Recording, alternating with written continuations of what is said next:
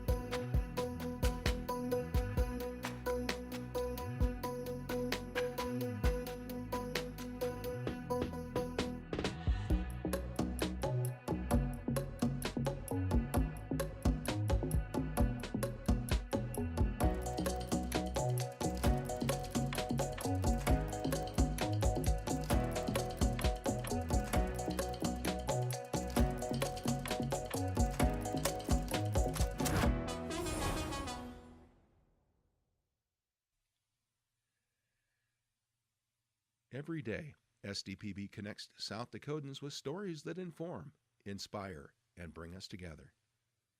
SDPB, good, useful, and full of wonder.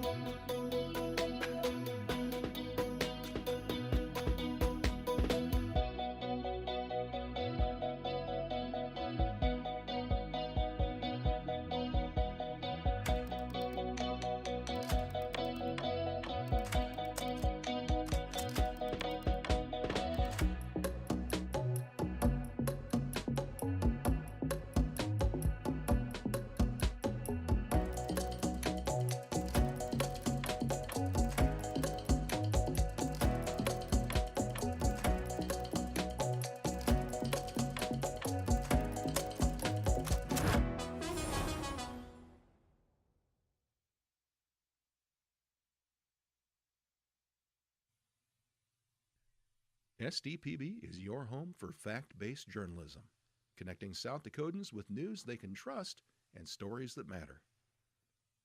Good, useful, and full of wonder. SDPB.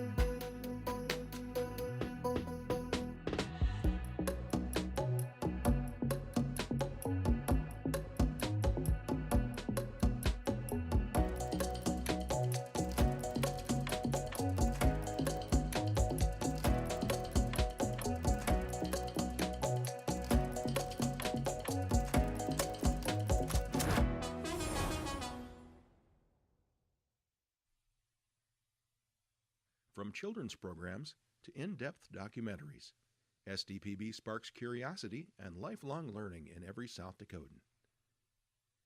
SDPB. Good, useful, and full of wonder.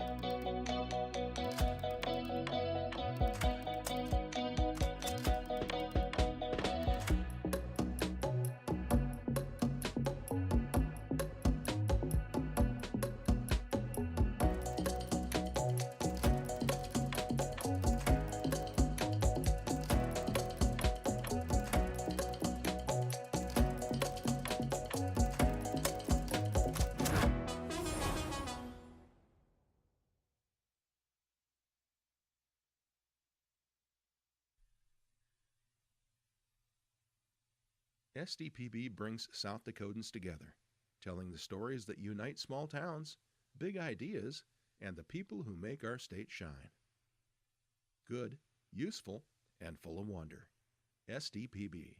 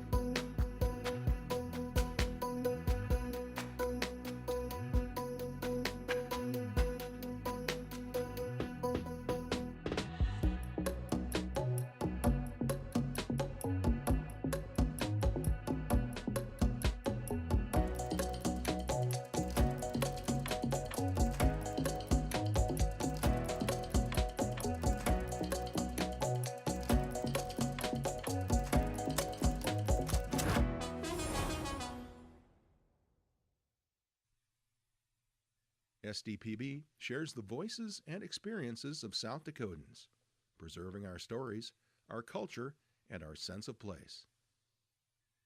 SDPB, good, useful, and full of wonder.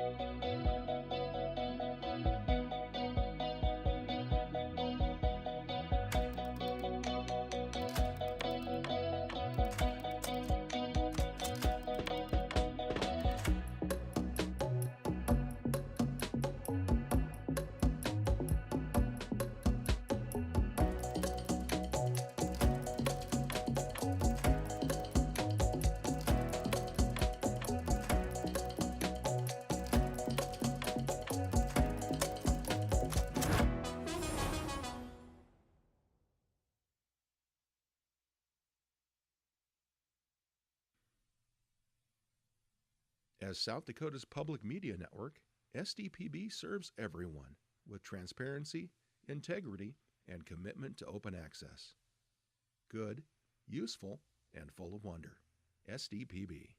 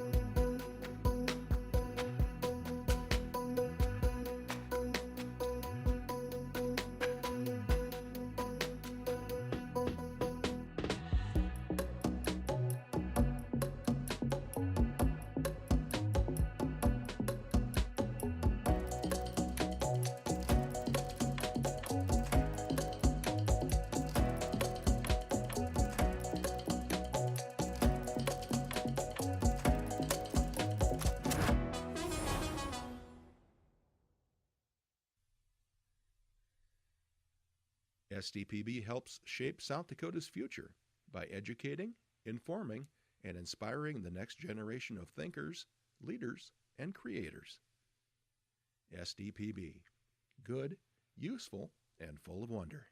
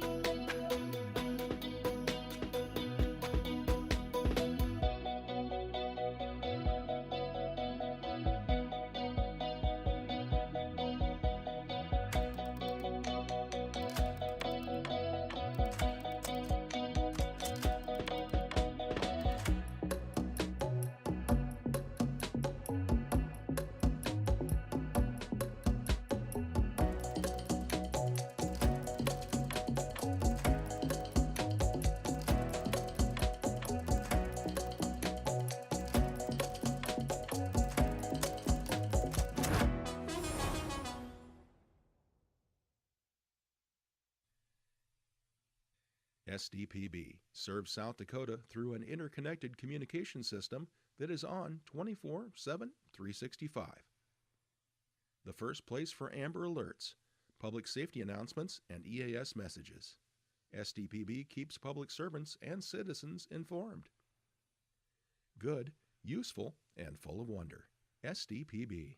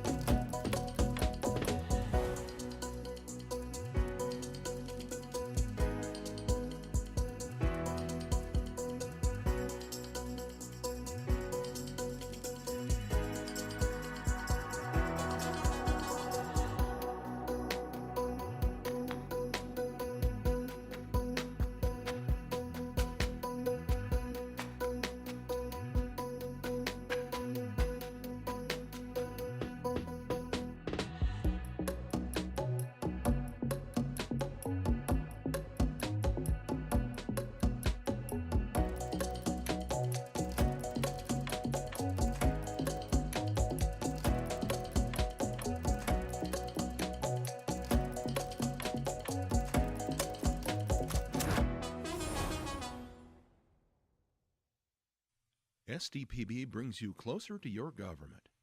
With gavel-to-gavel coverage of the South Dakota Legislature and in-depth reporting from Pierre.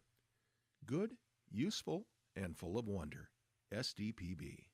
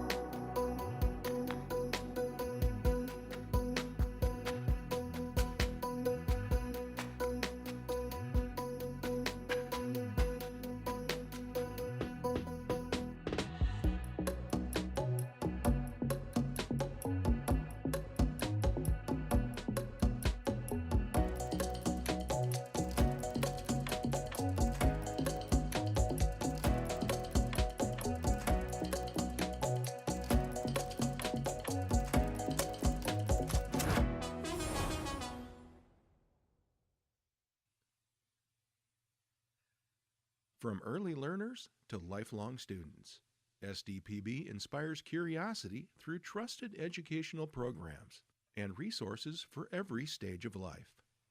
Good, useful, and full of wonder. SDPB.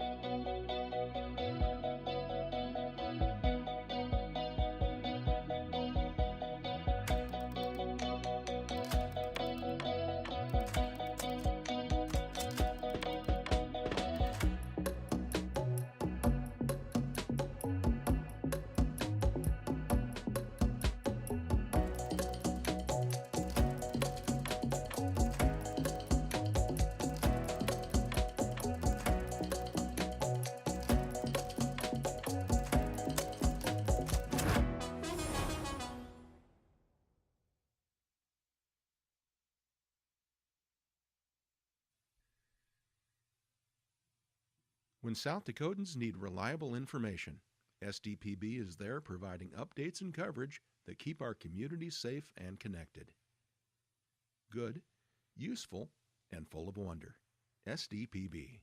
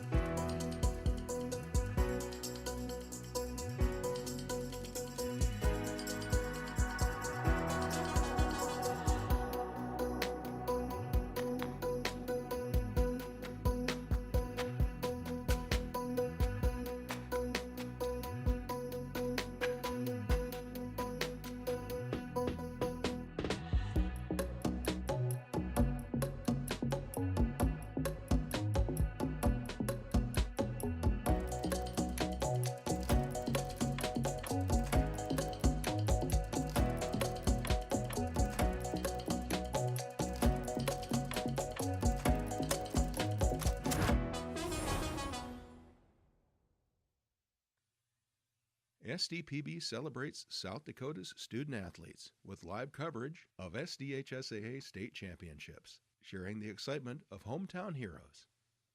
SDPB, good, useful, and full of wonder.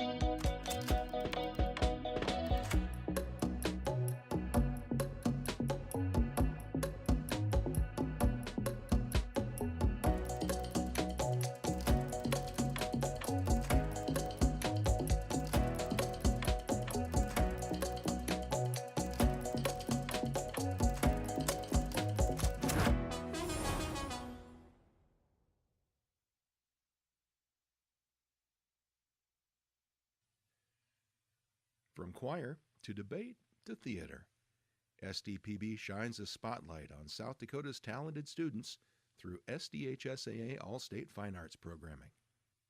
Good, useful, and full of wonder. SDPB.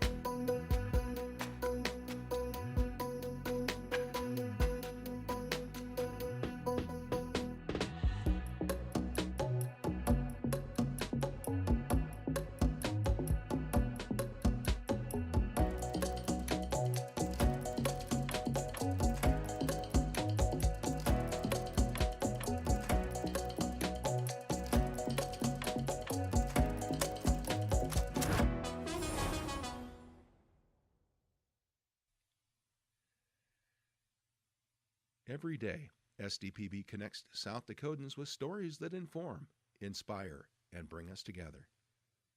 SDPB, good, useful, and full of wonder.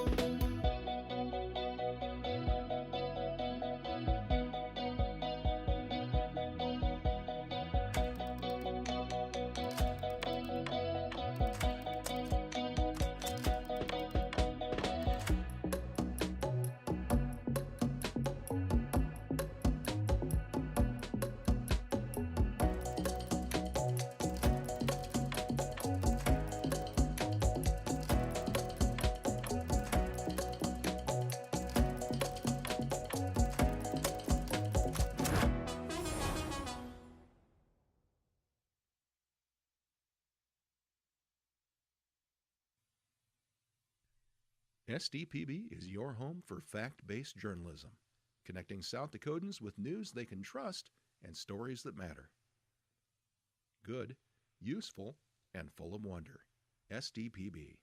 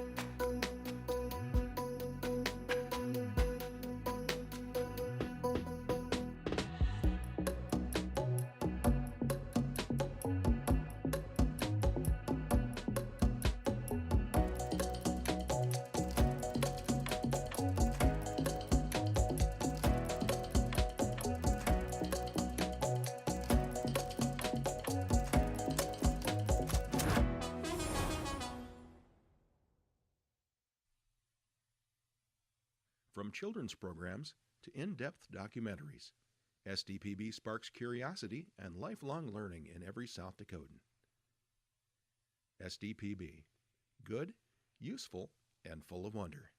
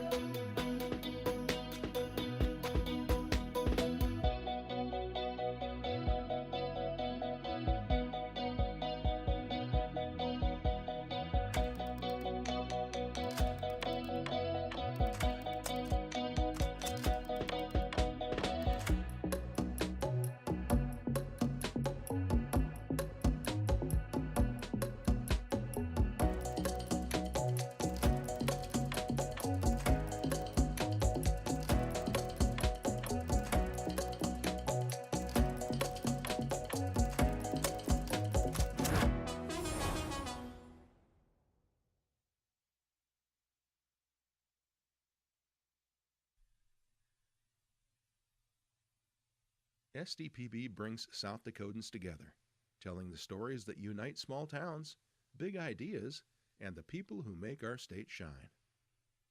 Good, useful, and full of wonder. SDPB.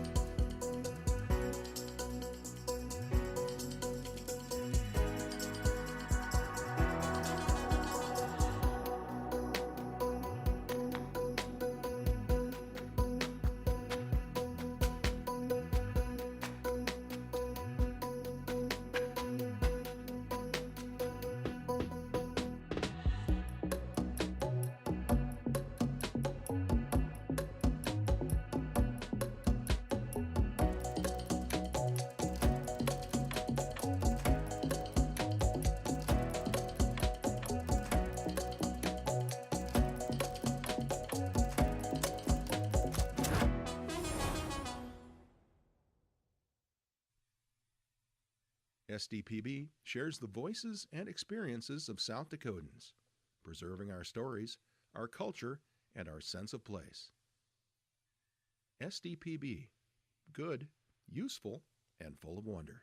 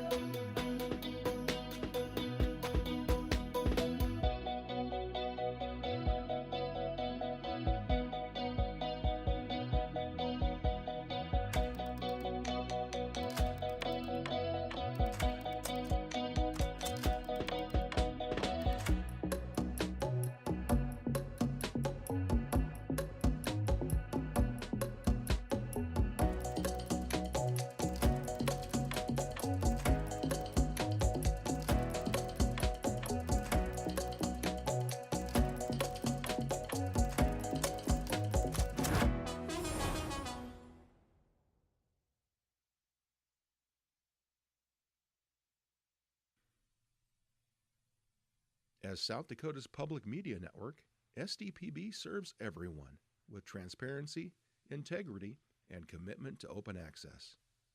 Good, useful, and full of wonder. SDPB.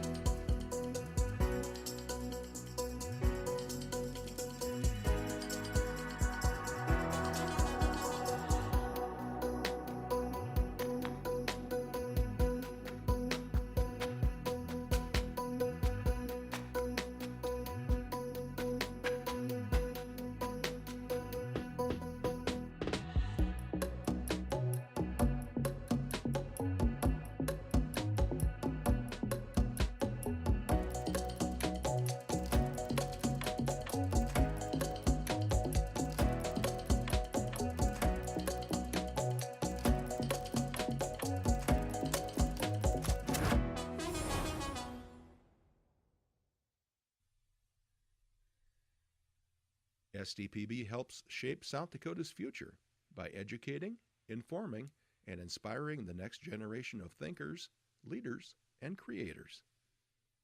SDPB. Good, useful, and full of wonder.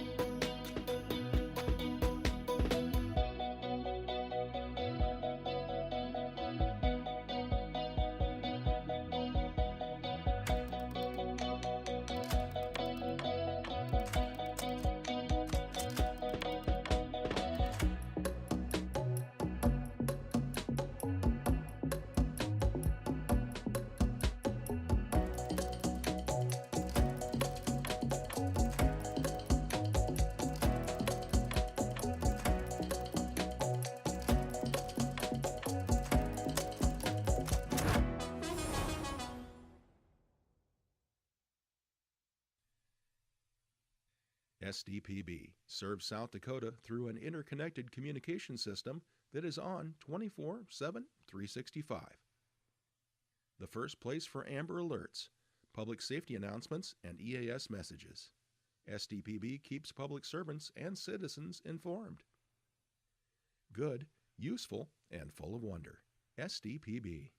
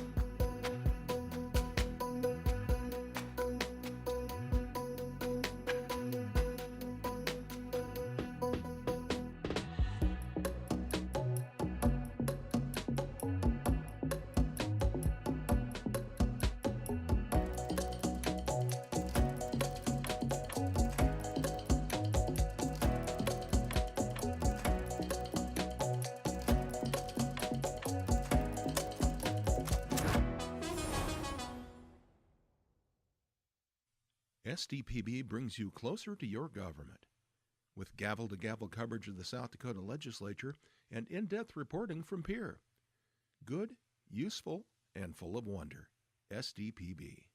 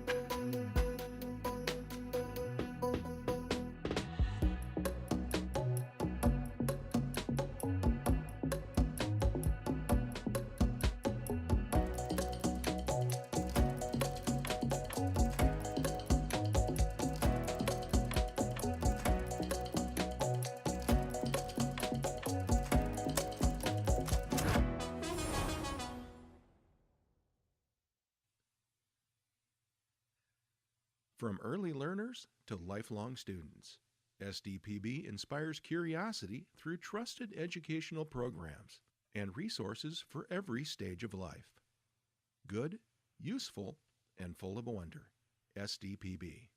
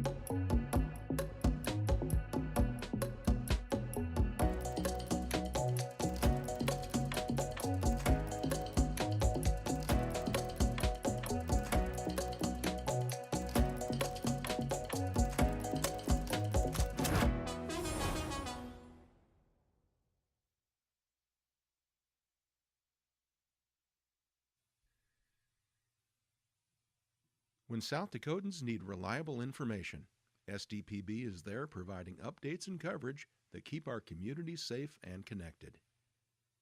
Good, useful, and full of wonder. SDPB.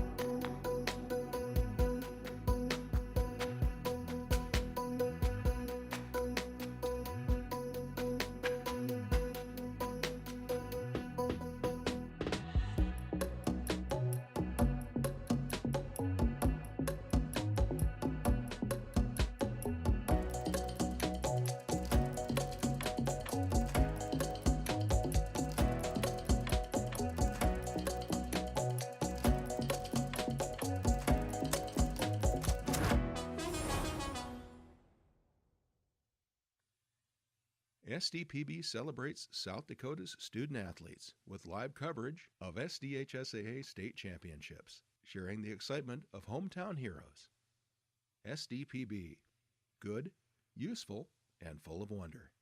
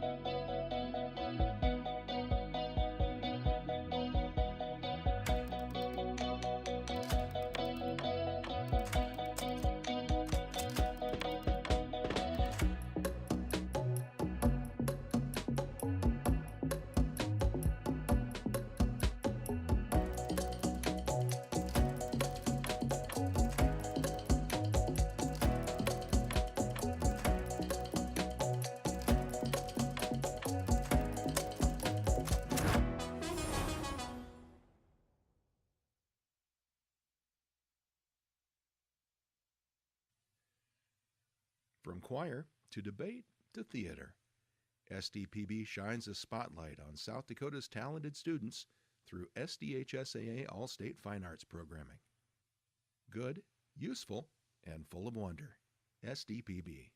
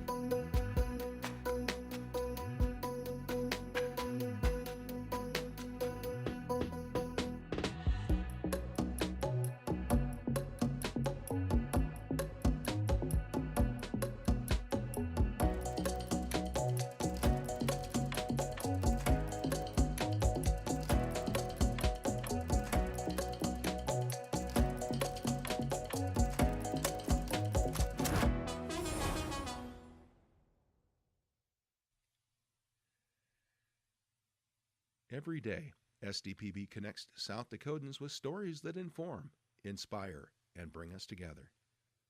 SDPB, good, useful, and full of wonder.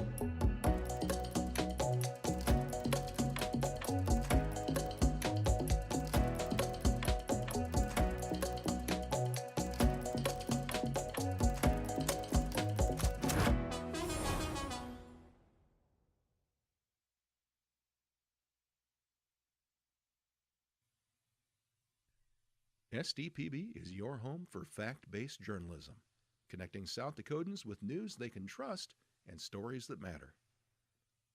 Good, useful, and full of wonder. SDPB.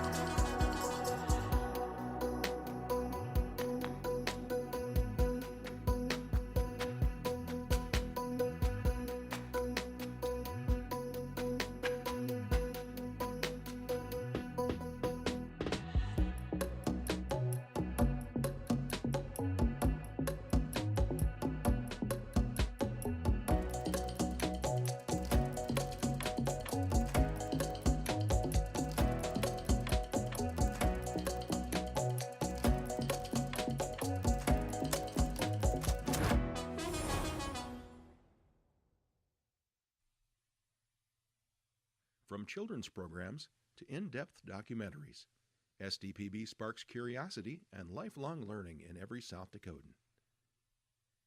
SDPB. Good, useful, and full of wonder.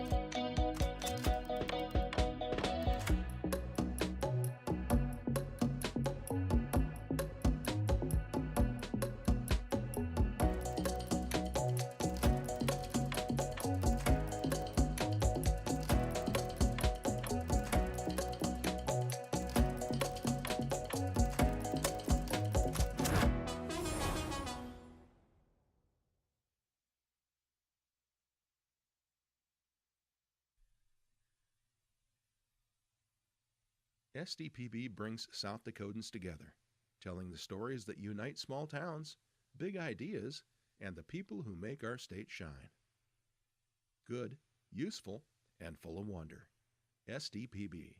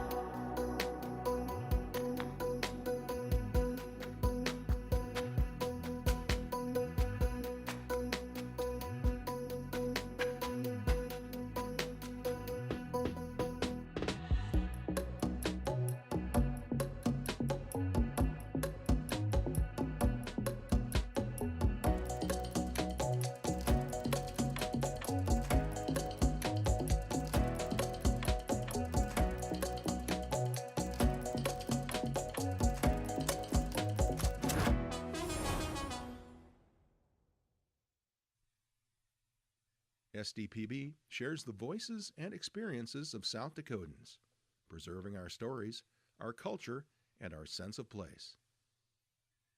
SDPB, good, useful, and full of wonder.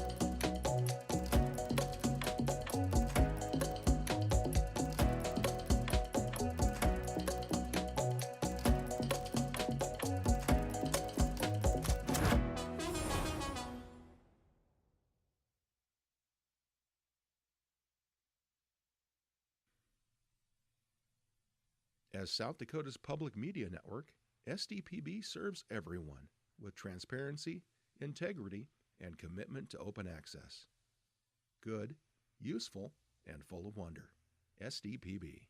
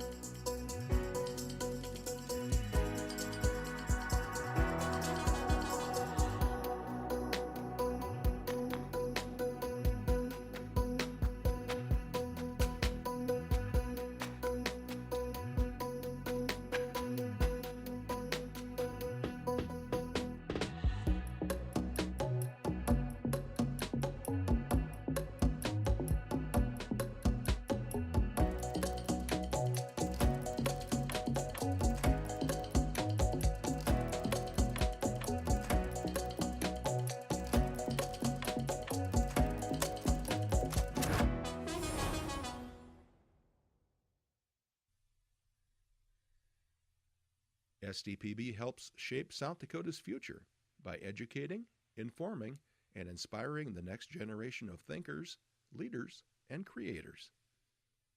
SDPB. Good, useful, and full of wonder.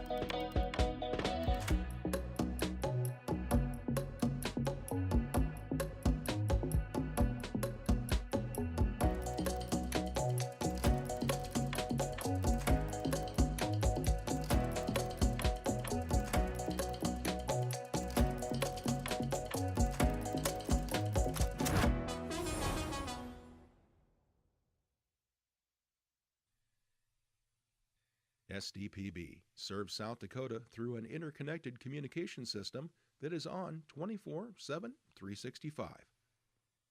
The first place for Amber Alerts, public safety announcements, and EAS messages. SDPB keeps public servants and citizens informed. Good, useful, and full of wonder. SDPB.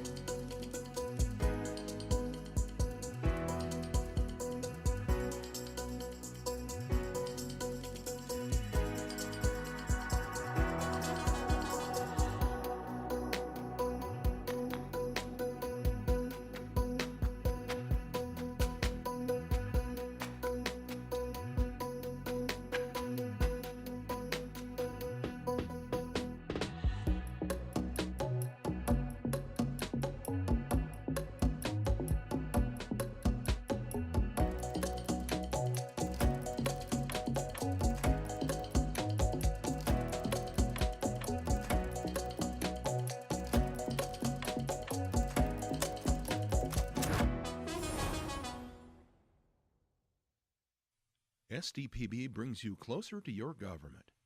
With gavel-to-gavel coverage of the South Dakota Legislature and in-depth reporting from Pierre. Good, useful, and full of wonder. SDPB.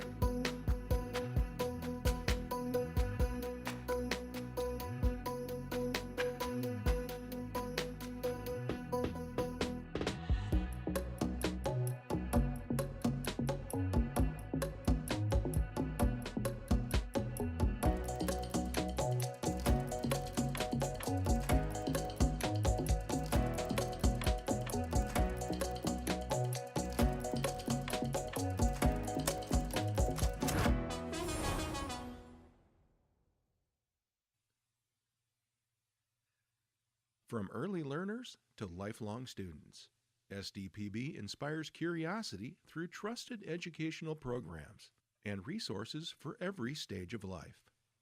Good, useful, and full of wonder. SDPB.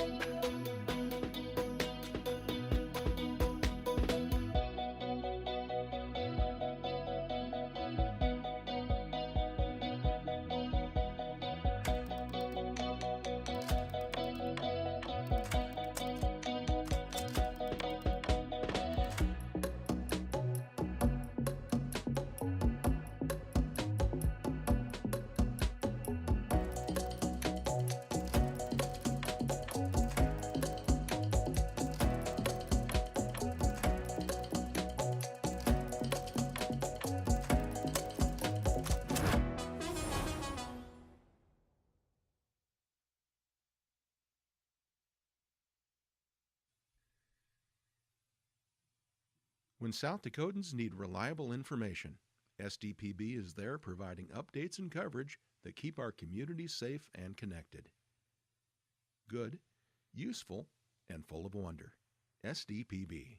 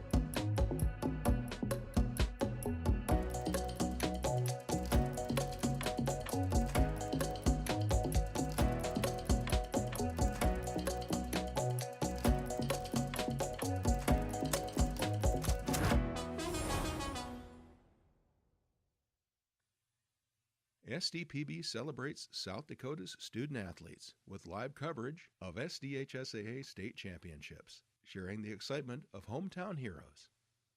SDPB, good, useful, and full of wonder.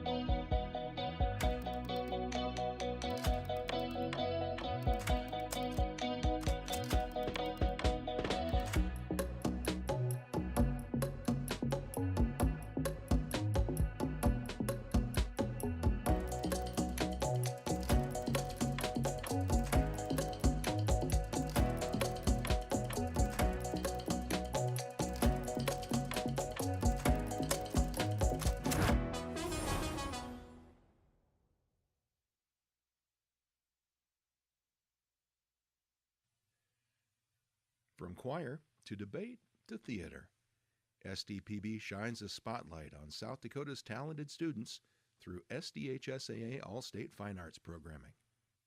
Good, useful, and full of wonder. SDPB.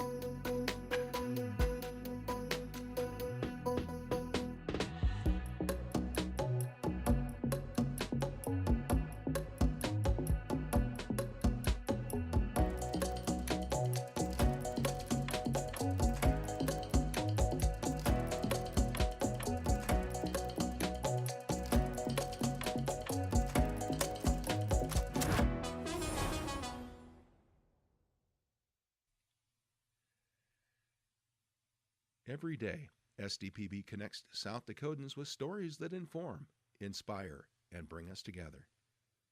SDPB, good, useful, and full of wonder.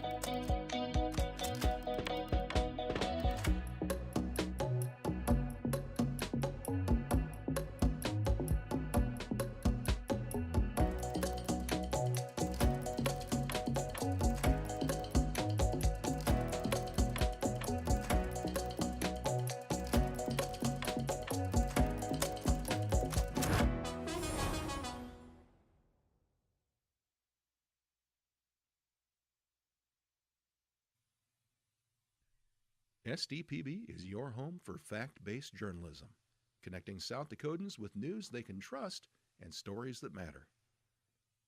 Good, useful, and full of wonder. SDPB.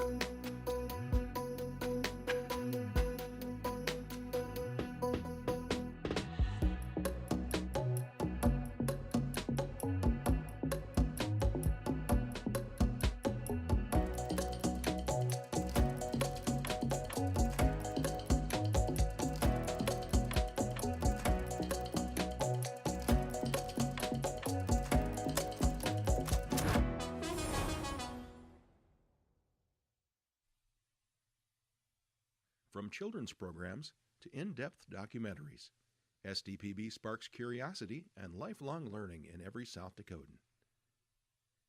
SDPB, good, useful, and full of wonder.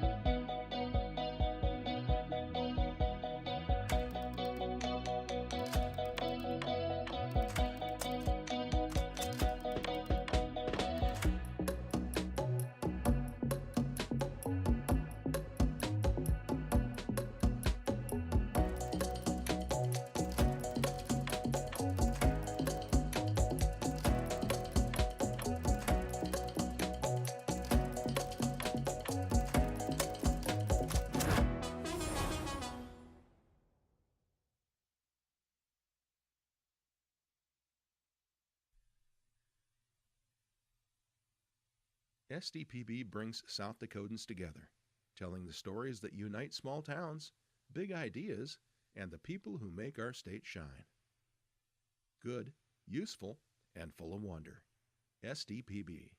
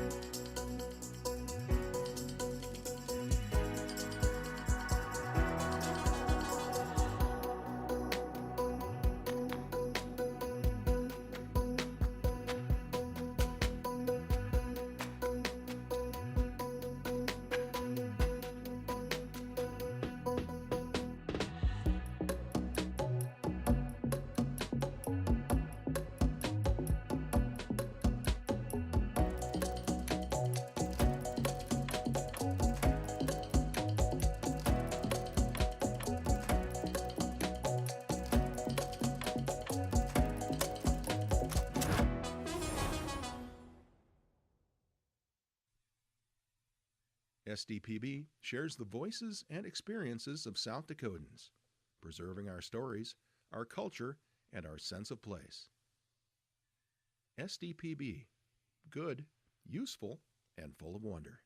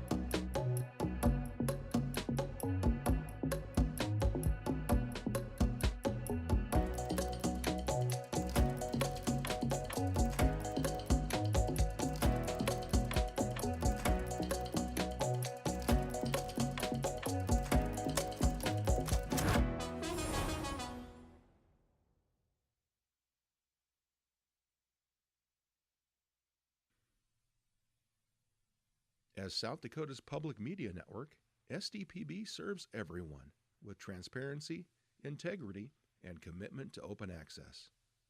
Good, useful, and full of wonder. SDPB.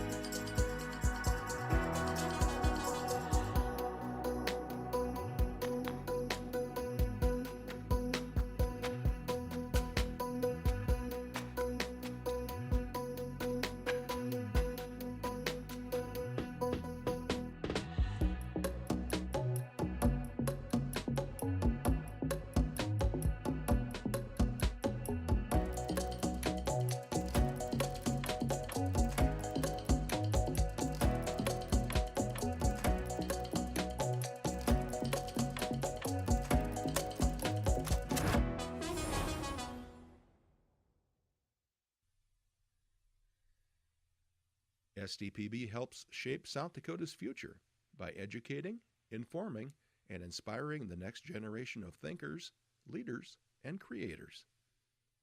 SDPB. Good, useful, and full of wonder.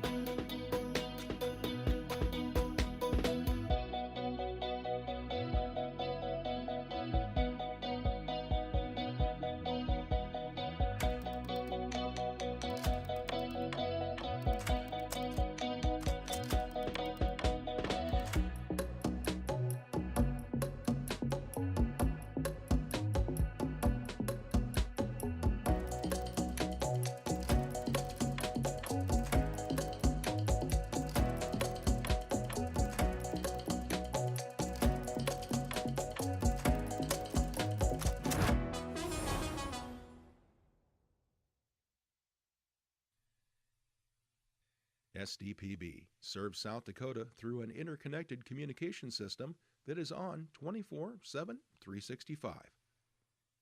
The first place for Amber Alerts, public safety announcements, and EAS messages. SDPB keeps public servants and citizens informed. Good, useful, and full of wonder. SDPB.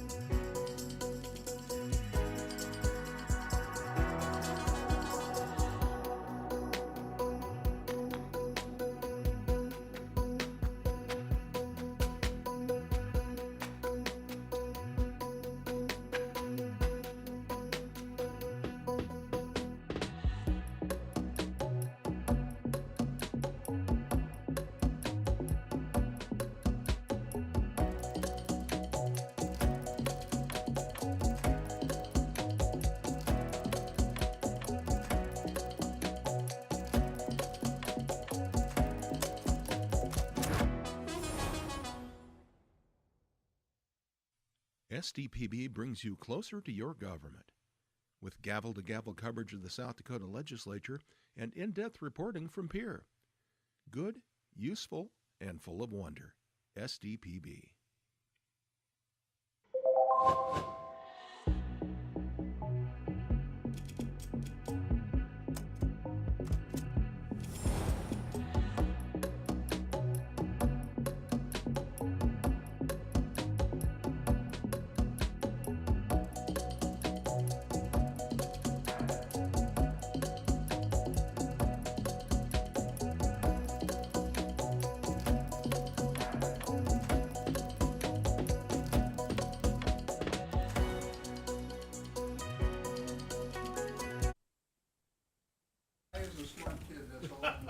Okay. If he says it, it must be true. Oh boy, oh boy. Okay, we will start the second session of the Senate Health and Human Services meeting for the day. Call the meeting to order. Welcome again to everybody in the room and all those that might be listening online, if you know we're even here right now, and those that are watching. And reminder again, please turn your cell phones to vibrate or silent so we have no disruptions. With that, I'll ask the secretary to call the roll. Senator Grove. Here. Perry. Here. Reed. Here. Smith. Here. Boyd. Here. Davis. Here. Jensen. Here. Mr. Chair, we have a quorum. Okay, thank you. Could I get a motion to approve the minutes from this morning? I'd like to move to approve those minutes because they were excellent. Senator Perry moves to approve the minutes from this morning's meeting, seconded by Senator Grove. All those in favor say aye. Aye. Opposed, nay. Good. The minutes are approved. If you're planning to testify, of course, please sign in at the podium or with the QR code. I guess the lobbyists know the drill. If you have your proper credentials on. If you're here to testify on your own behalf, please, when you come up, introduce yourself and who you might be testifying for. And with that, we have two different pages than we had this morning. Could I have you come up and introduce yourself and where you're from, future plans? Hi, I am Olivia Moffett. I'm from Hot Springs, and my future plans are to go to business school through Southern New Hampshire University and then pursue a law degree, and I am undecided as to where. My name's Claire Cordell. I'm from Gettysburg, and I'm either going to USF or Mount Marty and double majoring in theology and either psychology or sociology. And thank you. And just a reminder, if anyone has handouts for the committee, please have the pages do that for you when you're ready to testify. And with that, we will start right in with the agenda.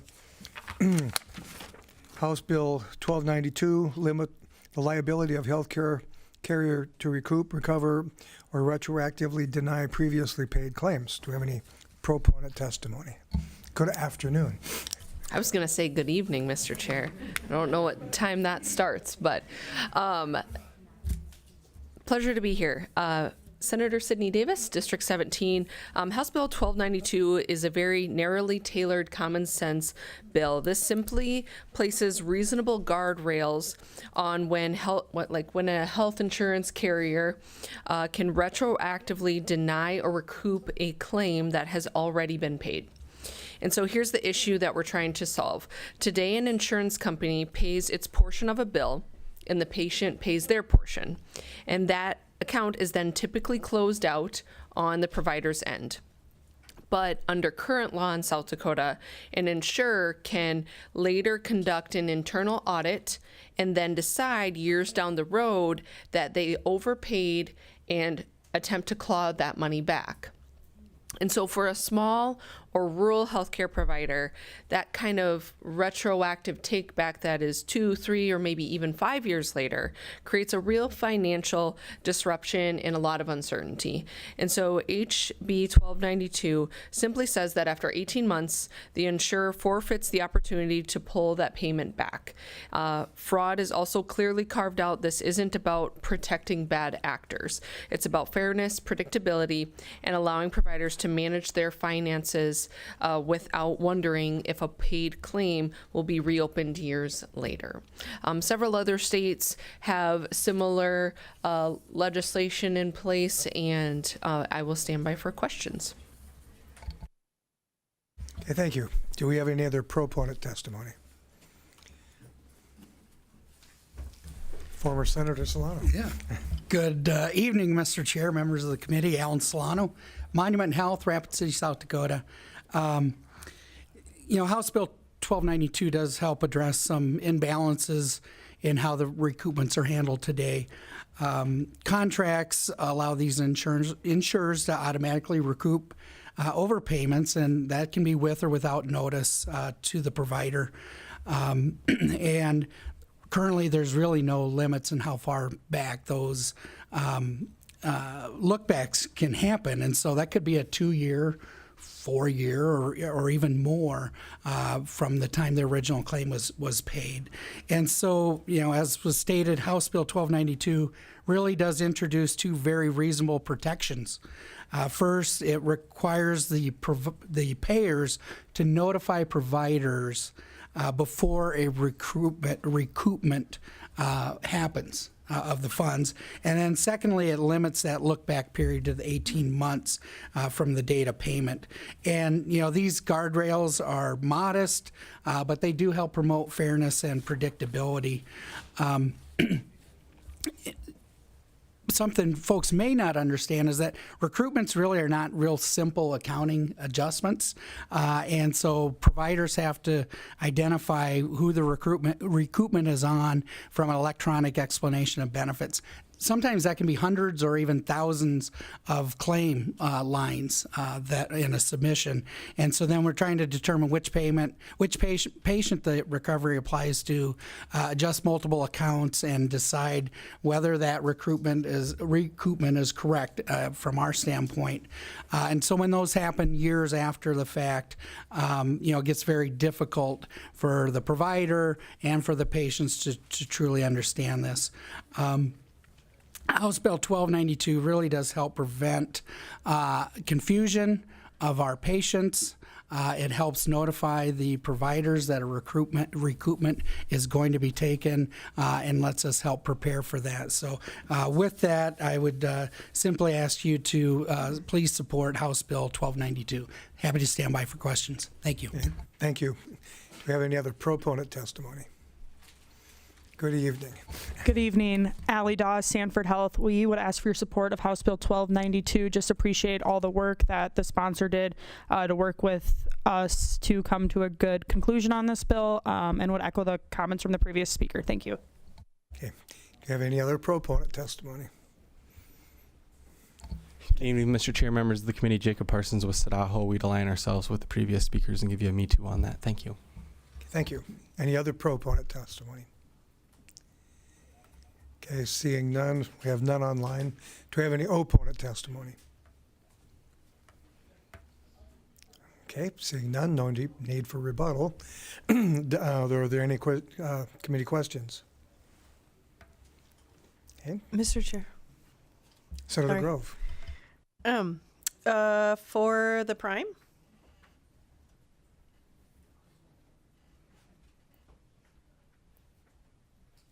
Mr. Chair. So I'm just wondering, okay, obviously no barrier, they can go back for forever, it's not good. I'm just wondering how we landed on the time that we landed on. Is that enough time for an organization to like do a full audit and say, okay, I think we overpaid here? Because you said 18 months, right? I'm just wondering if that's enough time. Mr. Chair. Great question, Senator. So 18 months really seemed to, in my opinion, to help strike a balance of what other states are doing. For example, California has 12 months. Florida does 30 months. Georgia does 18. Maine is 12 months. Maryland is 6 months with a few exceptions extending to 18 months. Missouri, Montana, Vermont, Virginia, Utah, they all vary from 12 to 24. New Jersey, New Hampshire, South Carolina, also around 18 months. So I could keep going on, but I do think it kind of strikes somewhat of a middle ground for what we see other states doing. Thank you. Any other questions from the committee? Okay, seeing none, we'll close questioning and move to committee action or discussion. Mr. Chair. Senator Reed. Thank you, Mr. Chair. I move House Bill 1292 to the floor with a due pass motion. Second. Okay, so Senator Reed moves House Bill 1292 with a due pass motion, seconded by Senator Perry. Any comments on the motion? Thank you, Mr. Chair. It's just great to see everybody working together on this bill and kind of avoid very poor situations at times for our hospitals, and we know how expensive healthcare can be. So just like to congratulate everybody for working together and getting this bill in a good shape. Thank you. Any other comments on Senator Perry? It was good to see the senator on that side, and now to see the senator on that side. We're making effective decisions with her.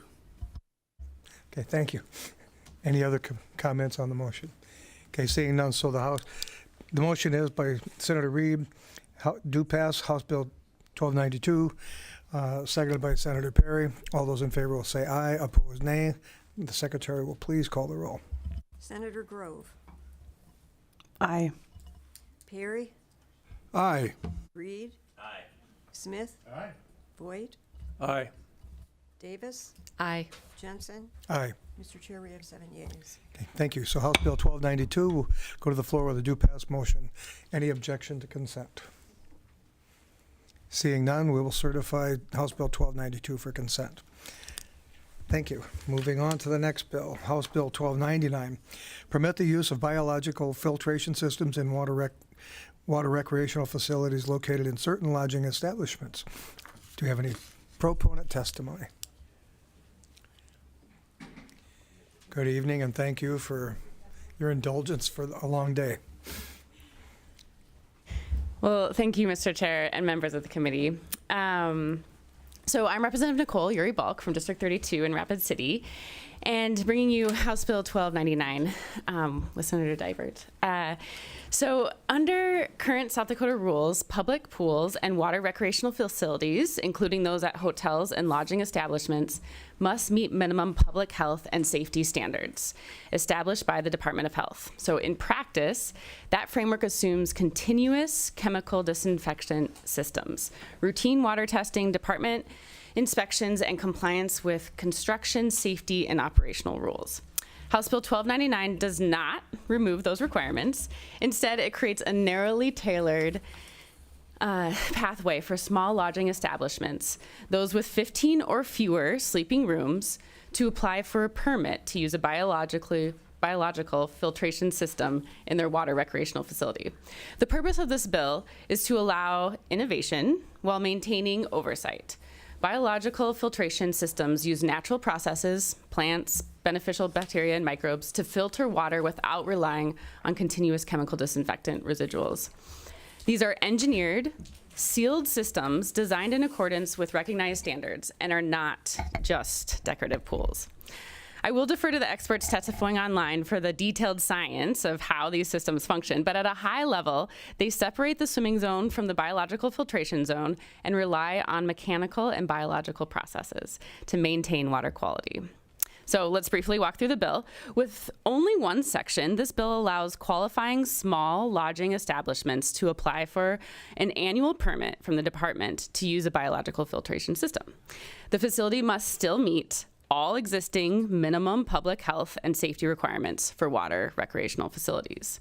Applicants must submit documentation demonstrating how the system will meet department established water quality outcomes, and the department must inspect the system annually, and if a facility fails inspection, the permit is revoked and the establishment may not reapply for a whole year.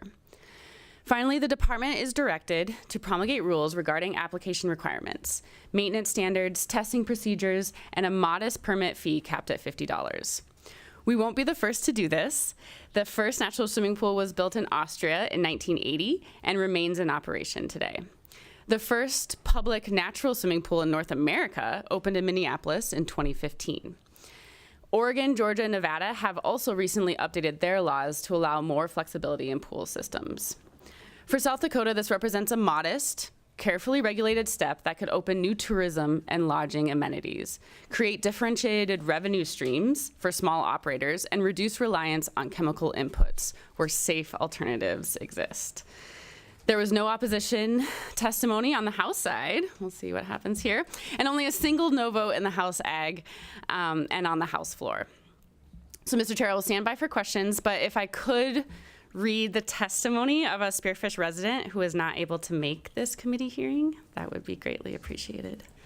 Do you know if that was submitted online, or is it in? That's a great question. I do not know. Okay, It was recommended. Is it brief? Mm-hmm. Okay, go ahead. Okay. So this is from Jared Kapp. I am the Spearfish native, a veteran of the United States Air Force, and a small business owner in South Dakota. I left the state at 18 to serve our country and had the privilege of traveling extensively.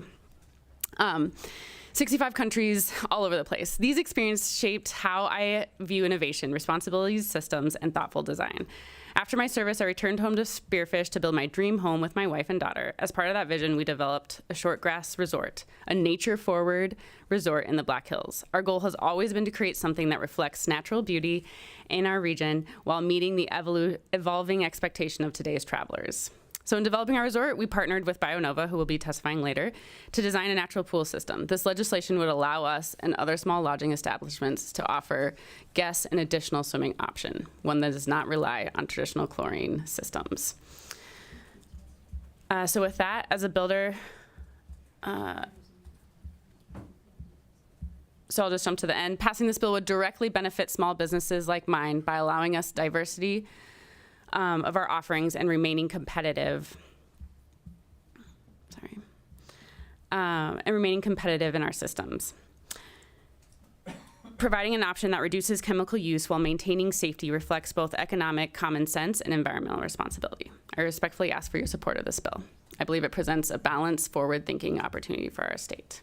Thank you for your time and consideration and service to the people of South Dakota. Thank you. Do we have any other proponent testimony?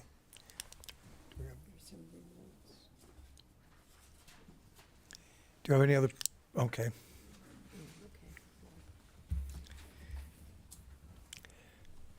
Good evening. Thank you, Mr. Chairman. Randy Dibert, District 31, Senate. You know, I was listening to the previous testimony read by Jared Kapp, and I remembered that his grandparents were on my paper route when I was a kid, so does that put me in an age group that I shouldn't be in? Anyway, you know, any time that we can utilize natural ingredients in the Black Hills, we're at an advantage. Most of the resort areas and tourist facilities are not on public sewer and water. They're on private individual septic systems with drain fields. And so when you have to design a drain field to handle these chemicals, you have a certain criteria you have to meet. So the really nice thing about these facilities is you don't have to deal with those chemicals. So you can have a very successful drain field and not be putting chemicals in it to damage that drain field. So it really gives us a lot of options in the Black Hills when we don't have public sewer to hook into. And so with that, I would ask for your support. Thank you. Do we have any other proponent testimony in the room? Okay, seeing none, I think, do we have some online? I'm just going to go down order. They logged in. James Robin? Yeah. Yes, it's Robin. Okay. Thank you. Yeah, we'll go. Yeah, I'm just going to go down the line. So, James, if you want to introduce yourself and begin. Thank you. My name is James Robin. I'm the president of BioNova Natural Pools. BioNova Natural Pools is a U.S. company specializing in the consulting, design, and support of chemical-free, biologically filtered natural swimming pools. Since 2008, we've successfully completed installations around the U.S. and Canada. The concept of the natural pool originated in Europe in the 1980s, and today hundreds of public natural swimming pools are in municipalities, hotels, and camping grounds, and thousands of private ones operate successfully across Europe. Here in the U.S., there are hundreds of private installations and one public one that I will discuss that was brought up earlier. I also sit on the board of directors of the International Organization for Natural Bathing Waters, called the IOB, which is headquartered in Bremen, Germany. Through my work with the IOB, I'm well versed in the European regulations and the best practices governing public natural swimming pools. My colleague, also here this afternoon, Alan Schnock, serves on the committee for writing the standards of the CDC's Model Aquatic Health Code here in the U.S., as well as the Swimming Pool Industry Standards Committee to the ANSI swimming pool codes, and he will speak to this. What HB 1299 does is it modernizes the regulation that currently require chlorine in chemical treatment in a public swimming pool. The goal of dumping chlorine in the pool is to kill everything in the pool except for the swimmers. Over the millennia, human beings evolved on this planet drinking water from freshwater ponds, streams, and rivers. Mother Nature has evolved ways to protect us by suppressing harmful pathogens naturally with zooplankton, phytoplankton, the nitrogen cycle, and aquatic plants or biofilms. Biological filtration in natural swimming pools, which are referred to as NSPs for short, clarify and purify water biologically by mimicking the way Mother Nature does it, but in a controlled and engineered environment. Our firm provided the technical consulting for the U.S.'s first public natural swimming pool in Minneapolis at Weber Park, which has delivered clear, safe, chemical-free water for over 10 years, while fully complying with the rigorous public health and water quality standards that the city set. The facility has become very popular and people love swimming in the natural water. The biologically filtered water promotes an enjoyable therapeutic swimming experience. It reduces the chemicals that are needed, and it reduces the chemicals that are used in the pool, and supports South Dakota's natural resources focus, as the gentleman alluded to before, while fostering the eco-conscious tourist. My colleague, Alan Schnock and Jesse Dutra here also have managed NSP projects all over the country and can speak to why some people prefer to swim in water that is natural and chemical-free. It's a choice that people should be allowed to make. Another colleague, Jesse Dutra, will discuss his experiences with installing many natural swimming pools for around 15 years. We strongly support HB 1299 and respectfully urge its passage. Our firm, as well as the IOB, stand ready to assist the committee and state regulators in any way possible. I'm gratified that you're looking to allow for NSPs to be installed in small hotels. It's a continuing vector for using nature-based solutions instead of unsustainable ones. Thank you. I'm happy to respond to any questions. Okay, thank you. I'll go now to Jesse Dutra, if that's pronounced right. And if I could ask you, it's been a long day, to maybe it's kind of limited to new information or a supportive testimony. Thank you. Absolutely. I'll keep it short. James and Alan both have great things to say. And I just want to say how excited I am for the opportunity of South Dakota to be able to put in a natural swimming pool. I've been building natural swimming pools here in the United States for 15 years. And I've also seen public natural swimming pools in Europe all over the place. And they work very well. This is a great opportunity for the environment and for a new attraction that will be, I think, a very positive thing for the state of South Dakota. And I really would give double thumbs up on this article. Thank you. Okay, thank you. Next we'd have Alan Schnock, or Schnack, I'm sorry. Go ahead and introduce yourself and begin. Yes, thank you, Mr. Chairman. It's Alan Schnock, and I'm Vice President of BioNova Natural Pools. I present a lot of information, and Nicole has done a wonderful job of providing a synopsis and overview of what the objectives are. Our we're at a point in the industry, the recreational water industry, where both James and I, having been in the pool industry for all of our lives, have witnessed countless times where people have sought a chemical-free option for their swimming pools, but the technology, the knowledge in the pool industry just had not caught up. Europe has had decades of a head start applying these biological filter concepts, and it's very exciting for those who understand and appreciate the science, especially in this era of eco-conscious opportunities and methods that we're seeking for sustainable options in many things in our lives. So I'm fully in support of House Bill 1299, obviously, and just look and hope that there's many other states that will also consider to make this less of an impasse for a public pool. So with that, I'll yield back. Thank you, sir.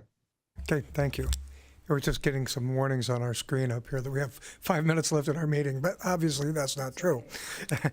That's the Zoom meeting, I think. So anyway, well, thank you. Is there any other, I don't see any other proponents online. Is there any other proponents in the room? Okay, so are there any opponents to House Bill 1299? Okay, seeing none. No need for rebuttal. Open it up to questions. I guess I'll start with a quick one for the sponsor.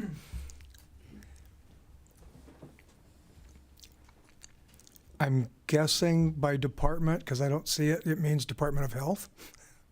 Yes, they have been notified that the bill was, about and had just sent the administrative rules and said that they would not be opposed to it. Any other questions from the committee? Senator Reed. Thank you, Mr. Chair. Probably for one of the gentlemen that was online, is it then normal to post kind of what the filtration system is, so people understand the pool and that it is naturally filtered? Yes, I'll take that, and that is an excellent question. Awareness precedes many things, and it's always been in a commercial or public pool environment. Any of us who have visited one know the first thing that greets us at the gate is pool rules. And it's no different for a natural swimming pool. And in these rules, in these the awareness, the application it is stated that the pool is a naturally treated pool with no chemicals. So with that, people then can make an informed decision to decide whether or not that's something that they wanted to do. But you're right, that is a clear statement that on the entry sign and public pools that it is a naturally purified volume of water. Thank you. Okay, thank you. Any other questions from the committee? Okay, seeing none, we'll close questions and move on to committee action or discussion. Mr. Chair, Senator Smith. I move do pass 1299. Thank you. So Senator Smith moves do pass on House Bill 1299, seconded by Senator Reed. Any comments on your motion? I think it's a really innovative concept. I think it really does fit our Black Hills really, really well. And I know having a property with septic tank as well, that much chlorine will basically make your septic tank not do what it's supposed to do. And so I can understand how that would be an absolute nightmare on properties that are off the grid trying to do those things. So I think it's a very innovative way to work on that. But I also, I like the fact that it's a supernatural thing, but it makes a lot of sense to me, and I'm excited to try it out. Any other comments on the motions? Okay, so the motion before us is do pass by Senator Smith on House Bill 1299, seconded by Senator Reed. All those in favor will say aye, opposed nay. Secretary, please call the roll. Senator Grove. Aye. Perry. Aye. Reed. Aye. Smith. Aye. Boyd. Aye. Davis. Aye. Jensen. Aye. Mr. Chair, we have 7 yeas. Good, thank you. So House Bill 1299 will pass due to the floor with a do pass motion. Is there any objection to consent on this one? Sponsor? No? Okay, so we will certify House Bill 1299 for consent. So moving on to our next bill, and the last one of the evening, House Bill 1220, regulate the sale of nicotine products and to provide a penalty therefor. Do we have any proponent testimony?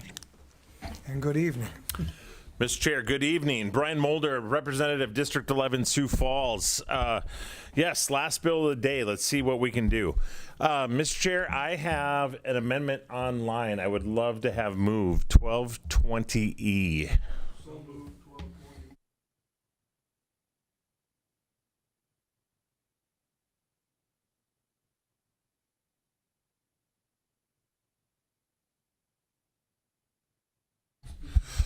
Thank you, committee, and thank you, Mr. Chair.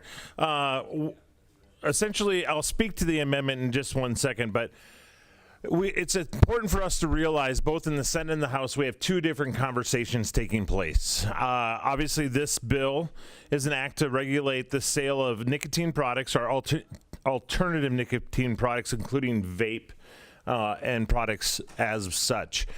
This bill deals with distributors and wholesalers. The bill on the Senate side deals with retailers. So tonight we're talking about distributors and wholesalers only. The amendment that you have before you and what the bill does is it sets up a licensing practice for those distributors and wholesalers. The amendment took care of essentially some definitions so they match on the retail side of the Senate bill that will come over to the House. So we just needed to make sure all of those matched up. But obviously, when it comes to the conversation of alternative nicotine products and vape products, the industry is moving fast. We want to know who the players are in this system. Right now, it's completely unregulated. And we are only one of 9 states. There's 41 states who have these sorts of laws in place. We don't have them for regulation for the licensing of these products. And so we bring 1220 in before you today. It's been a long day, and so I'm going to step aside and let others talk to the mechanics of the bill, but I'll be able to answer questions at the end as well. Thanks. Okay, thank you. Do you have any other proponent testimony in the room? Good evening. Good evening, Mr. Chairman, members of the committee, Jennifer Stalley on behalf of the South Dakota Nurses Association, and just want to piggyback on what Representative Mulder said, just so we all kind of level set. So there are two bills that are working their way through this process. One you saw already in the Senate. It was Senate Bill 221. That deals exclusively with retail licensing. House Bill 1220, which came to you from the House, is dealing exclusively with the licensure and oversight of distributors. And that's an important distinction because we have been having ongoing conversations since the beginning of session. And I say we in a general stakeholder group, industry folks, consumers, public health groups. I think 1220 represents a place where we have consensus, where we have people understanding that we do need to do something to take a first step. So you're kind of seeing these bills in reverse. You saw step 2 before you saw step 1. We're really giving you the foundational block of a framework to try to regulate alternative nicotine products and vape products in a way that's similar to how we already regulate tobacco products or cigarettes. So what you see in the bill, and I want to explain the red because it looks like there's a lot of red in here, but there's really not significant changes from the version that was passed by the House. What you see in Section 2 is just clarification that makes sure that the fees that are paid by a tobacco distributor are going to go into the fund that's created in this bill to make sure that we can enforce this act. It also increases the tobacco retail or the tobacco wholesaler's license fee from $150 to $1,000. That might seem like a big jump, but that fee hasn't been increased since at least 1995. So when you start to do the inflationary fold up of 30 plus years of not increasing that, we're really setting that fee at a place where it probably should be within the market right now. We set that in Section 2 so that when we set the wholesale and distributor licensing for alternative nicotine products and vape products, they're comparable. When you look at the Section 3, it looks again like there's a lot of changes from the House. There is in concept, but in reality, there's not. The discussions to date have come to the conclusion that we need to define what was previously considered one definition of nicotine products, trying to define all of these products, whether that's a Zyn pouch or whether that's a vape cartridge. The originally 1220 put them all into one definition and called them nicotine products. At the end of the day, what we're doing now is structuring this where there is a definition of the alternative nicotine product, which again, I'll use the pouch as the example there. And there's a definition of a vapor product, which is what you think of when you think of a vape pen or vaping. There's not a definition of tobacco in this bill, and I want to be clear as to why, because tobacco distributors are already licensed and regulated under Chapter 1050. So we don't have to include them in this new distributor bill because there's already a place in which they're accounting for the same things that are now included in this bill for alternative nicotine products and vape products. So that's why you see significant changes in the definition section to account for those each having their own definition. And then as you scroll through the bill or look at the red in Section 8, we see a change because frankly that was a cleanup. We're using as our basis when we started these conversations the registry bill that the Senate looked at last year, and we realized that we had inadvertently included a reference to registration that's not necessary. When you look at Section 9, you'll see in the amendment that there is a reference or clarity that says that a retailer can buy their nicotine products only from a licensed nicotine product distributor. We needed to include or a distributor who's licensed under 1050, so we're also including in those conversations our friends in the cigarette world. And then you'll see in 10, there is a significant change or a significant addition. As part of these conversations, it has been brought to our attention that there are the direct sales of the alternative nicotine products that are happening. So on a website, direct to consumer sales. What this does is allows for alternative nicotine products to be sold directly to the consumer if they meet all 4 of those requirements. And those are centered on age verification. So if you're selling directly to a consumer, you have to make sure that the person who's receiving on the other end is 21 years or older. Again, we're not allowed to ship cigarettes or cigarette companies, not me. Public Health doesn't do it at all. You're not allowed to ship cigarettes directly to a consumer. We're allowing for the shipment of these alternative products because and that's under the master settlement agreement. We're allowing for the shipment of the alternative products because there is regulation and standardization in that realm. We are not allowing for the direct shipment of vape products because there's still a lot of questions about what the appropriate vape products are or are not with regard to regulatory bodies. So that's why you don't see them included. Those are really the changes that are in the bill. Again, what I would say, and I want to speak generally, I'm certainly not speaking on behalf of any of the stakeholders who are in the room, but I think there's been very good conversations about the need to put some sort of framework in place. And this is the spot where I think there is the most consensus and the most opportunity to proceed. We're certainly still having conversations about the retail licensing, but those are 2 very different topics. And I think it would be a very important first step if House Bill 1220 as amended could move forward so that we can have the framework of understanding who's providing these products to our retail outlets and giving our retail outlets some assurance that the people that they're getting the products from are licensed by the state. So that's really the gist of what House Bill 1220 does as amended. Hey, thank you. Do we have any other proponent testimony in the room?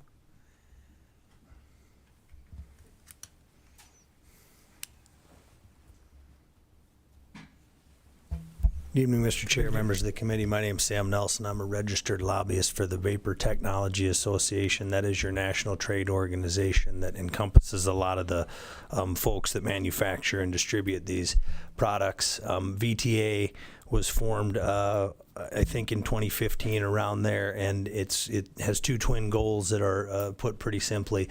One is ensure that adults have access to products that adults can have access to, and the second is to ensure that youth don't have access to products that they should not have access to. VTA was instrumental in raising the age for tobacco and vapor products to 21 at the national level, and we have been involved in the, I will say, robust conversations on both this bill and Senate Bill 221. We think that this is a good first step to make sure that these products don't end up in the hands of youth. And we appreciate the amendment, appreciate working with Ms. Stolle and Representative Mulder, Senator Davis, and we look forward to this bill's passage. Thank you. Thank you. Any other proponent testimony? Good evening, Mr. Chairman, members of the committee. Donna Leitsky. I'm the Executive Director and Lobbyist for the South Dakota Petroleum and Propane Marketers Association. Those are convenience stores. I also represent some of the wholesalers, and I'm just going to say ditto. Thank you. Thank you. Do we have any other proponent testimony in the room? I think we only have one online, so go ahead. Good evening. Good evening, Mr. Chair, members of the committee. Lisa Gennaro with Protecting South Dakota Kids. I'm so happy that we are getting some of this resolved. Really, I am. Youth matters to me. Obviously, you know, I do talk to kids in school, and some of this stuff comes up. Adults having access, great. Kids, no. Just give you a couple numbers here. According to our South Dakota Youth Tobacco Survey, 8.1% of middle school students have tried vaping at least once this year. That's thousands of kids. 3.4% are currently using these e-cigarettes and vaping. So we are in the right track. I hope you guys will vote yes on this bill. Thank you. Thank you. Do we have any other proponent testimony? I think maybe because of our late schedule, our online testifier for proponent is not available. So one more time, any other proponent testimony? Okay, with that, we'll move to opponent testimony. Good evening, Mr. Mason. Chairman, members of the committee, name is Jordan Mason, and I'm with South Dakota Retailers for Better Alternatives. So let me begin clearly. We also agree youth access to nicotine products is a real concern. It should be addressed, and it should be addressed seriously. We support strong compliance checks, meaningful penalties for retailers who knowingly sell to minors, and targeted enforcements where violations actually occur. But HB 1220E does not primarily target youth access at the point of sale. Instead, it restructures the supply chain and expands administrative authority.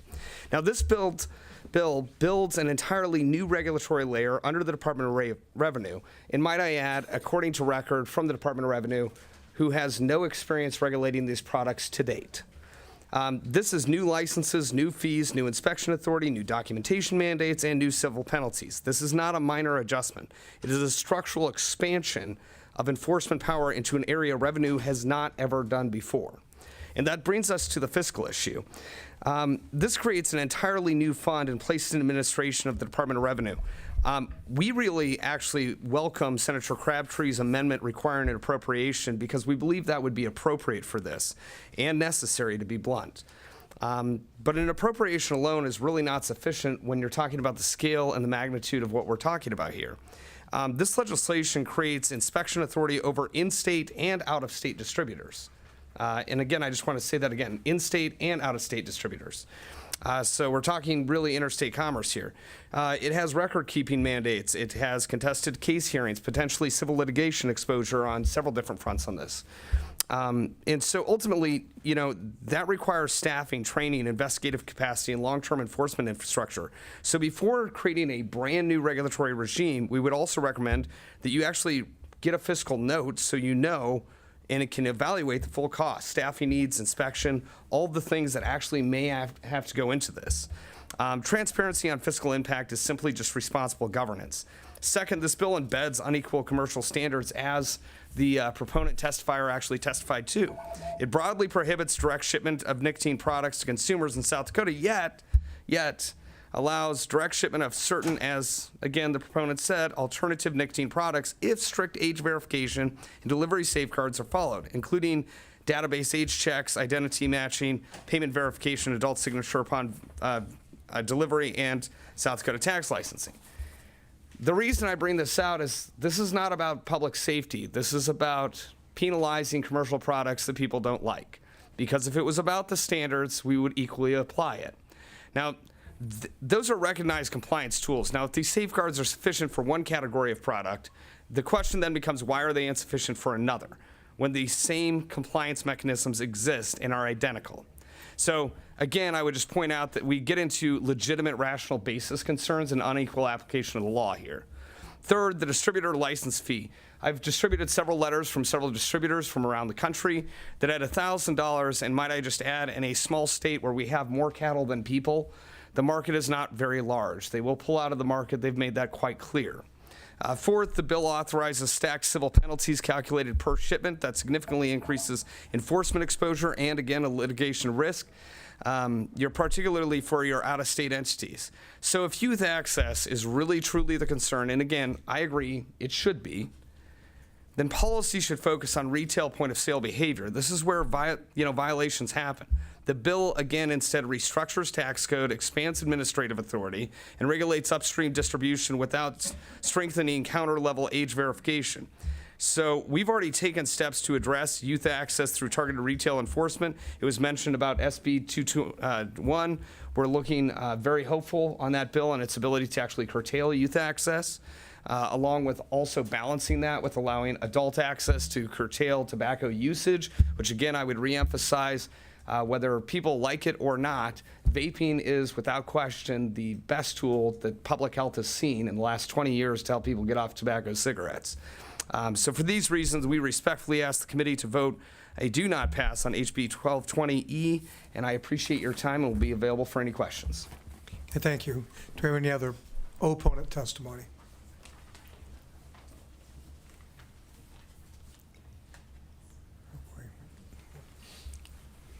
Good evening. Thank you.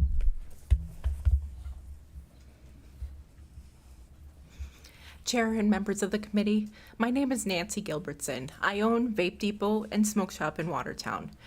House Bill 1220 has been full of Band-Aid fixes that do not actually fix the problem but only create carve-outs to try. This bill is not ready for mainstream package. I have 3 different structural issues within the bill that are very concerning to me as a business owner.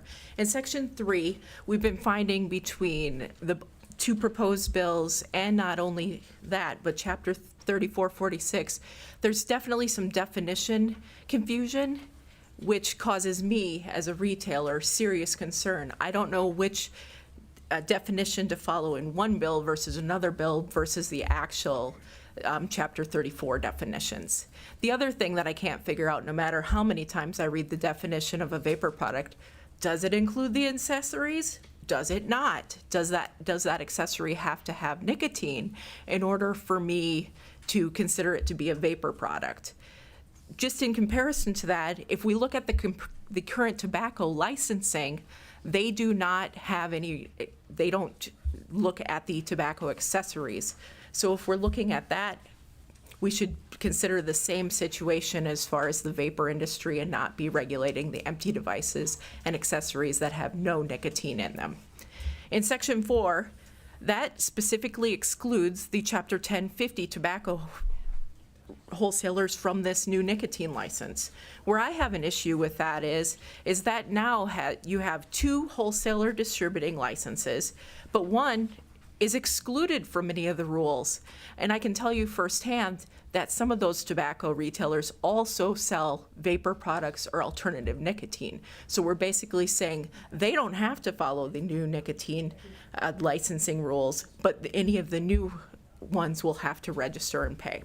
Which leads me into my third section of concern, Section 5, the $1,000 fee. That seems like an extreme cost. I know that I might have 1 or 2 distributors that I order once or twice during the course of a year, which I don't feel like will stay in the market. So then that's just going to slim my commerce down and restrict the amount of products that I do have available for my adult consumers. Next, I do want to point out, and the prior speaker already had touched on the fact that I do also have a problem with the fact that we are not looking at an appropriation for this, determining how much it's going to cost. We're looking at an unfunded mandate.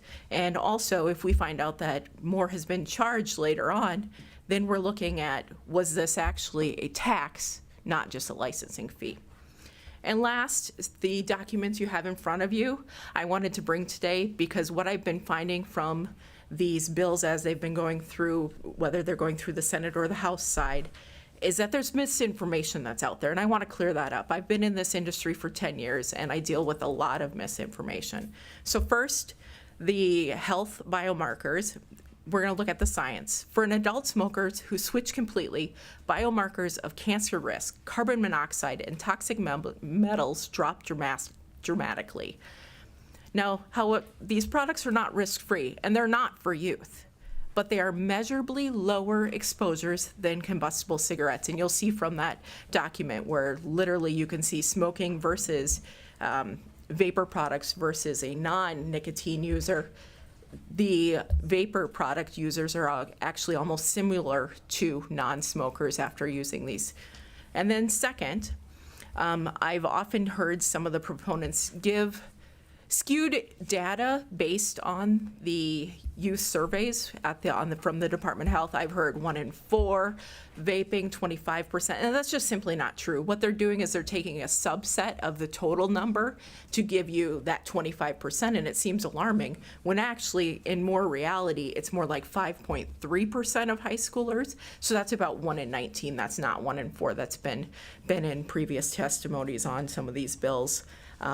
So I just want to make that clear that when you're looking at data, look at the correct data and determine whether you're looking at the total numbers or actually a subset, and somebody's skewing that to make it appear worse than it is. And actually, if you actually went back to about 2010 information, you'd probably see that the smoking rates, or even back when I was in high school, 25-30% of high schoolers were smoking cigarettes.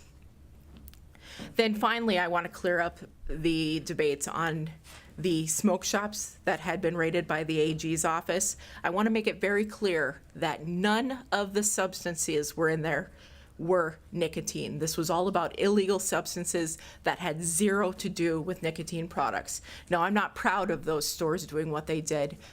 I do not even consider that to be appropriate, but that was not what those were about, and that's been also brought up. So I respectfully ask the committee to send this bill to the 41st day.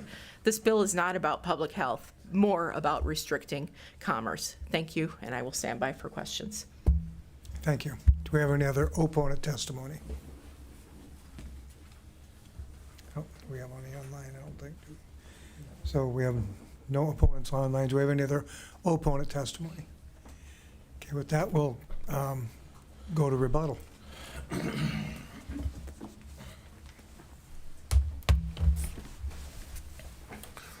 Thank you, Mr. Chair and committee members.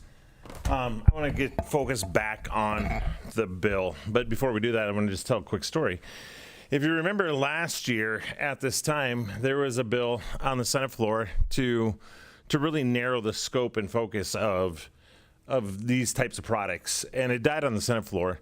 But less than 24 hours later, there was a raid on 5 shops and closed down those shops because of the products that were in them and what was taking place, because they found out to be illegal. That happened because this entire industry is unregulated in South Dakota. That's our issue. The whole industry is unregulated, right? So I would say that if that bill had been heard 24 hours later, it would have passed. And we wouldn't be having this conversation because we'd have a really narrow scope of what these products are. So this bill opens up again to say, okay, follow these definitions. Wholesalers and distributors supply retailers with, become licensed. Show us who you are. Who are you? Who's selling these products? If we do the math, I was going to say, let me remind you, if we do the math, $1,000 a year for a wholesaler and distributor on the dollars that we're talking about is $3 a day for them to operate in South Dakota. So, I mean, I don't see that as a huge obstacle of what's taking place. It's not an unfunded mandate because those dollars go towards the funding of what we are doing here to regulate this to the Department of Revenue, who, by the way, has been involved in these conversations, and they regulate tobacco already, so they know how to do this. So to say that they don't know what they're doing when it comes to this, well, we already have some systems in place to do that, and it's not unfunded, as we mentioned. So it's not a tax code. This is simply licensing. It's not taxing vapes. So we want to clear that up. The definition confusion, we just took care of that. I admitted that in our amendment 1220E. That's what we're doing. And we're working with 221 to align them so there is no confusion. So that's what's taking place there. So with that, I think you guys are going to have a lot of questions potentially. I'll stand by for questions, but of course we have some of the industry effort people in here. And just to end on this is, part of this is all gotten shaped up the way it has because the industry itself is asking to be regulated in what we're doing. And that's what 1220E is doing. So I ask for your favorable vote of 1220E and moving this bill on to the Senate floor. Thank you. Okay, thank you. Any questions from the committee? Mr. Chair. Senator Reed. For the prime. Really trying to be quick there to catch you before you. So section 10, No, you're fine. for section 10, you've got where you're shipping direct to consumer and you're trying to do this in a way that make sure that you're not getting it into the hands of anybody younger than 21. Did you take a look at how we do this for wine, how we do it for cigars? It seems like, for one thing that I see that might be missing is usually the carriers need to be licensed also when they're doing these kind of things. Mr. Chair, can I ask for a phone a friend and turn that over Absolutely. to someone else to? Yep. Yeah, thanks. Maybe go ahead and introduce yourself again. Just for Mr. the Chairman, online people. Jennifer Stalley. Senator Reed, the comparison would be to the cigar chapter. So we're likening it to 1050C, which is where the cigars are able to be shipped.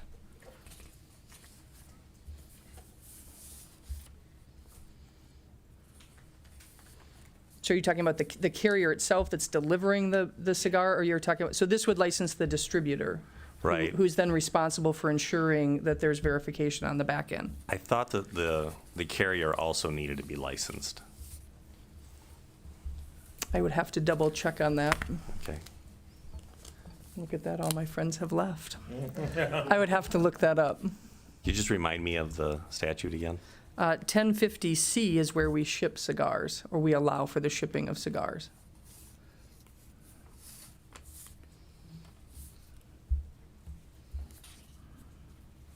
Yeah, I'll go ahead and take a look at it. We can come back, yeah. Any other questions? From the Mr. Chair. Where's that coming from? Over there. Oh, Senator Grove. I thought you sounded like Senator Davis. Sorry. Go ahead. Thank you.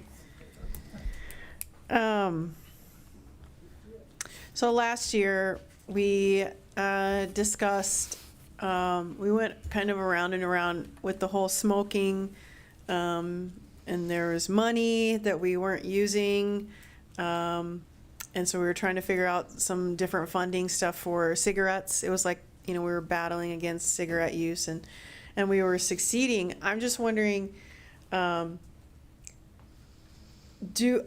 these helping people get off of cigarettes, and are we, the phrase was used, unequal application of the law, and I don't think he was referring it to that, but are we biased in what we're doing right now by kind of going after these guys in particular?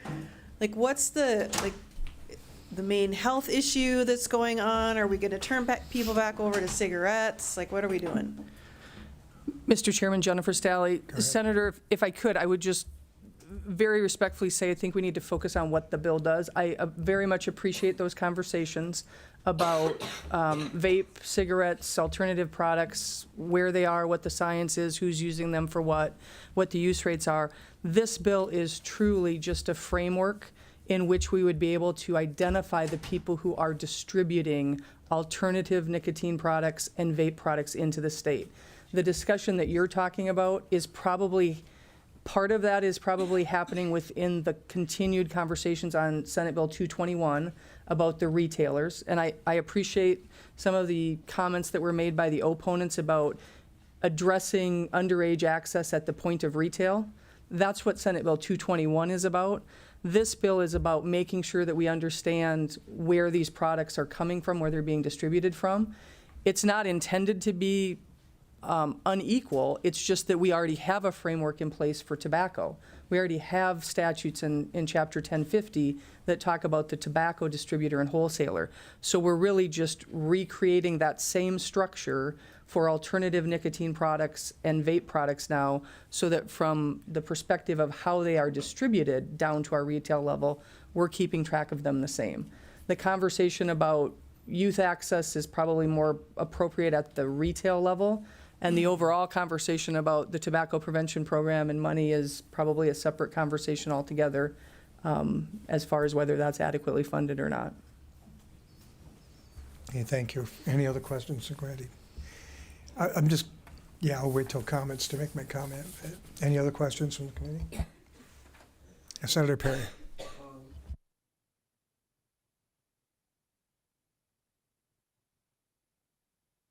You're always promoting me, Senator. Thank you. Let me turn my mic on. All right, all those comments weren't heard by anybody Sorry. other than you. All right, here's the question.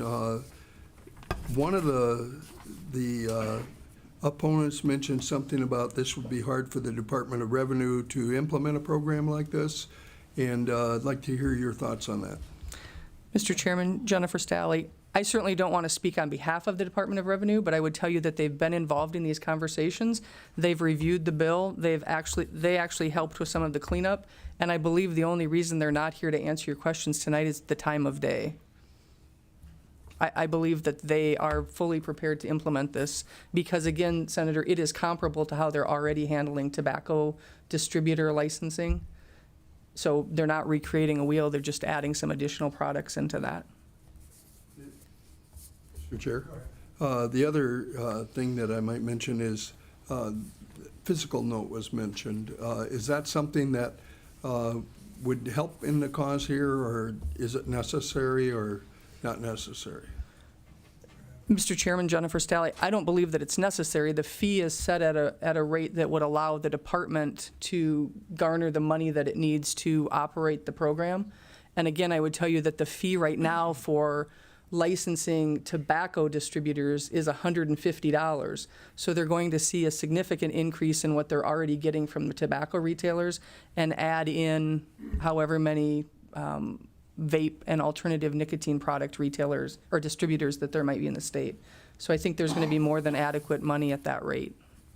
And that has not been an objection that the department has raised as far as resources, Senator. Thank you. Any other questions from the committee?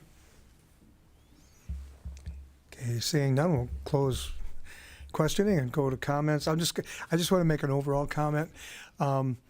And this isn't a criticism of anybody, but I see a lot in our committee where the YRBS, the Youth Risk Behavioral Survey, is used as leverage one way or another. But I want to remind everybody that in 2014, it became a opt-in program, and that's skewed. I've seen this since 1999 through up to 2014. I thought we were getting very good information. Ever since then, it's skewed to only those that opt in, and our heavy users are not opting in. So we're not getting real data anymore. So anyway, open it up to committee action and or discussion. Mr. Chair, I move do pass. Senator Smith moves do pass on, I forgot the bill number already, 1220, House Bill 1220. Second it. Do I have a second? Second. Seconded by Senator Davis. Any comments on your motion? I appreciate there being some rules set up for distributing when it comes to vape products, and you search out there, while it was alluded to that there's much less harm in vaping, and I agree with that. Where there is more harm is when there are additives put into those vapes, and when there are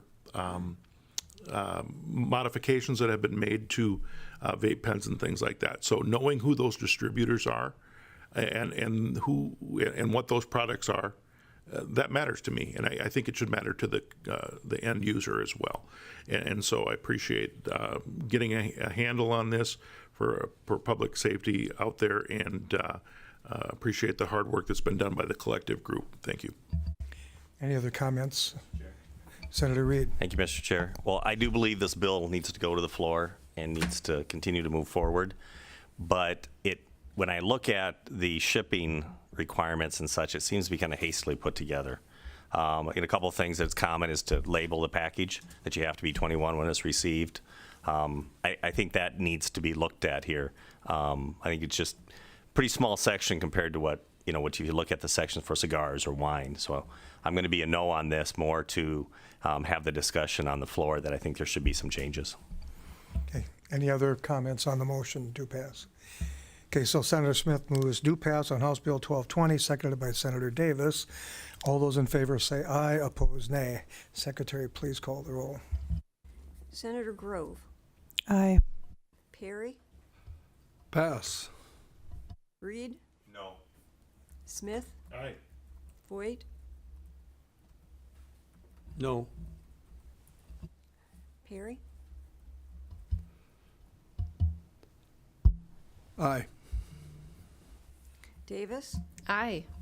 Jensen. Aye. Mr. Chair, we have 5 yeas and 2 nays. Okay, thank you. So House Bill 1220, having received an affirmative vote, we'll move to the floor with the do pass motion. Can I get a motion to adjourn? Senator Davis moves to adjourn, seconded by Senator Smith. All those in favor say aye. Aye. Opposed, nay. We are adjourned. Thank you very much for your late evening indulgence. Thank you.